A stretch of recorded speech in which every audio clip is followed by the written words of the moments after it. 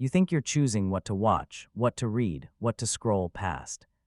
But over time, something subtle happens. What you consume starts choosing you. It shapes your mood, your thoughts, and eventually your identity. Every scroll is a small decision, not just about content, but about character. You don't suddenly wake up as a different person one day. Change doesn't arrive loudly. It accumulates quietly through repetition. The jokes you internalize, the outrage you absorb, the aesthetics you admire, the fears you normalize. All of it becomes raw material. You are constantly being built, whether you notice it or not. Your brain is not fixed. It's plastic in the most literal sense. Neural pathways strengthen the more they're used. The thoughts you revisit become easier to access, and what's easy to think starts to feel like who you are. When you consume chaos, chaos begins to feel normal. When you consume ambition, ambition feels achievable. When you consume endless irony, sincerity starts to feel uncomfortable. What you feed your mind quietly sets the baseline for your inner world. Information is a form of food, and most people are surviving on a mental junk diet. Fast dopamine, no depth, constant craving.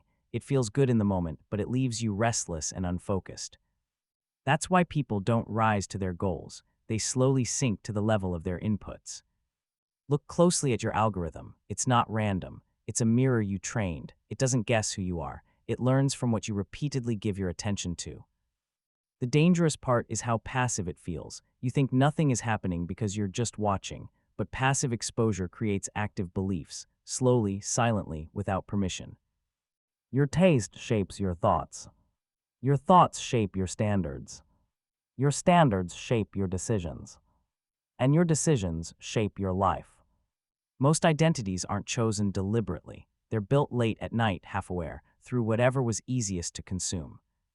If you want a different version of yourself, don't start with motivation. Motivation fades. Start with your diet, your mental diet.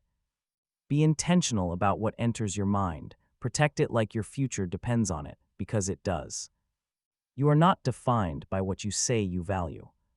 You are defined by what you repeatedly consume. Choose carefully.